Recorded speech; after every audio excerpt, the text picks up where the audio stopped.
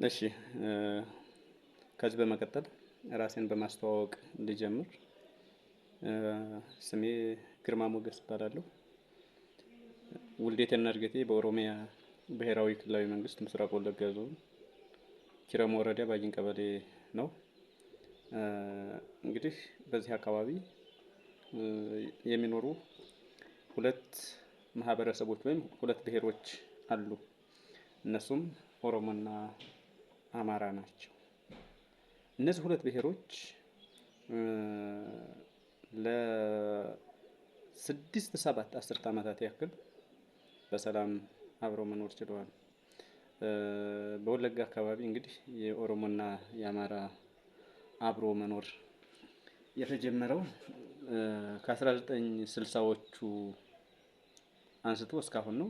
ያ ማለት ቅድም እንዳልኩት ስድስት ሰባት አስርት ዓመታት እንደሚደርስ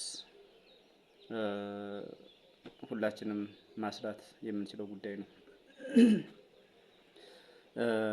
ከዚያ ደግሞ አብዛኛው ህዝብ ሄደው በ77 በወሎ አካባቢ በነበረው ወይም በተከሰተው ድርቅ ምክንያት የደርግ መንግስት የወሎን ህዝብ በብዙ አካባቢ በወልቃይት አካባቢ፣ በመተከል ዞን እንዲሁም በወለጋ ያሰፍር ስለነበረ በዛ በሰፈራ ጣቢያ በማስባብ ወደዛ ሄደ ነው እና ይሄ ህዝብ ከዛን አንስቶ አብሮ ሲኖር የተጋባ የተዋለደ አበልጅ የተነሳ ጡት የተጣባ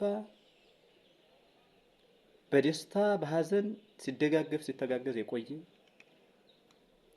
አብሮ ማንኛውንም ማህበራዊ ኑሮ ማንኛውንም ሶሻል ላይፍ የከወነ ህዝብ ነው። በመካከሉ የጥላቻ ቁርሾ እዚህ ይግባ የሚባል አንድ ነገር የለም። ነገር ግን አንፎርቹኔትሊ የአሁኑ ገዥ መንግስት ወደ ስልጣን ከመጣበት ጊዜ ወደዚህ በእነዚህ ህዝቦች መካከል ያለው ግንኙነት ከጊዜ ወደ ጊዜ እየሻከረ ለአንድና ሁለት ዓመታት ያህል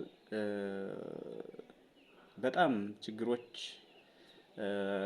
ብሔርተኝነት ወይም የብሔርተኝነት አክራሪነት ጫፍ የወጣበት አጋጣሚ ነበረ እና በዚህ ምክንያት በእነዚህ ሁለት ወንድማማች ህዝቦች መካከል ጦርነት ፈንድቷል። ይህ ጦርነት ከ2012 ዓመተ ምህረት ገደማ አሁን እስካለንበት 2018 ዓመተ ምህረት ድረስ አብሮን የቀጠለ ክስተት ሆኗል። እንግዲህ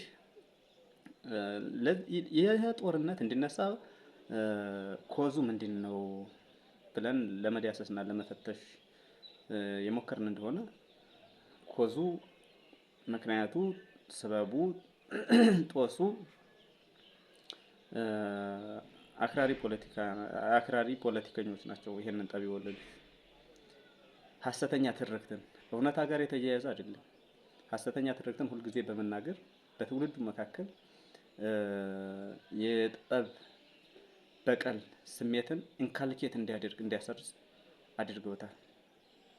ይህ ህዝብ ስለ አፄ ምኒልክ የሚያውቀው ጉዳይ የለውም። የአሁኑ ጄኔሬሽን ከራሴ ቀጥሎ እኔ ምኒልክ ስለሚባለው ነገር አይመለከተኝም። ምኒልክ በወቅቱ ኢትዮጵያን መርተው ያለፉ መሪ ናቸው። መልካም ገጽታም ይኖራቸው ክፉ ገጽታ የሚኖራቸው ይዘው ሄደዋል።